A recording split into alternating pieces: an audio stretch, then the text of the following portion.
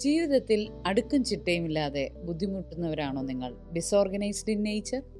എങ്കിൽ അതിനുള്ള ചില പോംവഴികൾ പറഞ്ഞു തരാം. നമുക്കൊക്കെ ഒരു സ്വഭാവം ഉണ്ടല്ലേ, ജീവിതത്തിൽ വിജയിച്ചവരെ നോക്കി ഇങ്ങനെ നെടുവീർപ്പിടുന്നത്. അവരൊക്കെ അങ്ങനെയായി, അല്ലെങ്കിൽ അത് നേടി, ഞാൻ മാത്രം ഒരു പരാജയമാണ്, കഴിവില്ലാത്തവനാണ്, കഴിവില്ലാത്തവളാണ് എന്നൊക്കെയുള്ള ചിന്തകളായിരിക്കും ആ സമയം നമ്മുടെ മനസ്സിൽ ഇങ്ങനെ കൂടുതലായിട്ട് കടന്നു വരുന്നത്.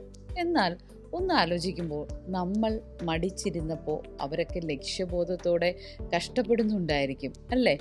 ചിലപ്പോൾ നമ്മളുടെ ലക്ഷ്യങ്ങളെപ്പറ്റി വലിയ വ്യക്തതയില്ലാത്തതോ, ചെയ്യുന്ന കാര്യങ്ങൾക്കെല്ലാം നമുക്ക് ഉടനടി റിസൾട്ട് കിട്ടണമെന്ന് പ്രതീക്ഷിക്കുന്നതോ, കോൺഫിഡൻസ് കുറവോ, അമിതമായിട്ടുള്ള ആൻസൈറ്റിയോ, അടുക്കും ചിട്ടയുമില്ലാത്ത ജീവിത രീതികളോ ഇതിന് പലപ്പോഴും കാരണമാകാം.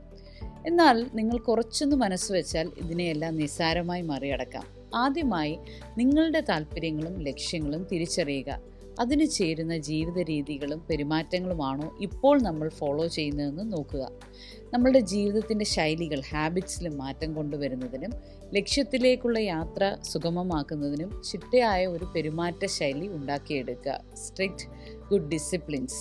ചെയ്യുന്ന കാര്യങ്ങൾ തുടർച്ചയായി ചെയ്യുന്നതിന് വേണ്ടി സ്വയം പ്രോത്സാഹിപ്പിക്കുക. Internal motivation. കൃത്യമായ ഇടവേളകളിൽ നിങ്ങളുടെ ലക്ഷ്യങ്ങളും അതിനുവേണ്ടി നിങ്ങൾ ചെയ്യുന്ന കാര്യങ്ങളും ഓൺ ട്രാക്കിലാണോ എന്ന് ഉറപ്പുവരുത്തുക. ഇവയെല്ലാം ശീലമാക്കുന്നതിലൂടെ മറ്റുള്ളവരെ പോലെ നിങ്ങൾക്കും ജീവിതത്തിൽ മുന്നേറുന്നതിന് വളരെ ഹെൽപ്ഫുൾ ആയിരിക്കും. അപ്പോൾ എങ്ങനെ, റെഡിയല്ലേ പുതിയ ജീവിത രീതികളും ലക്ഷ്യങ്ങളുമായി മുന്നേറാൻ? ഇങ്ങനെ നമ്മളുടെ ലൈഫിനെ നമുക്ക് ഓർഗനൈസ്ഡ് ആക്കി മാറ്റാം. പലപ്പോഴും അതിനൊരു സെൽഫ് മോട്ടിവേഷൻ ആവശ്യമാണ്. ആ മോട്ടിവേഷൻ നിങ്ങൾക്ക് ലഭിക്കുന്നില്ല എങ്കിൽ ഞങ്ങൾ നിങ്ങളെ ഹെൽപ്പ് ചെയ്യാൻ തയ്യാറാണ്.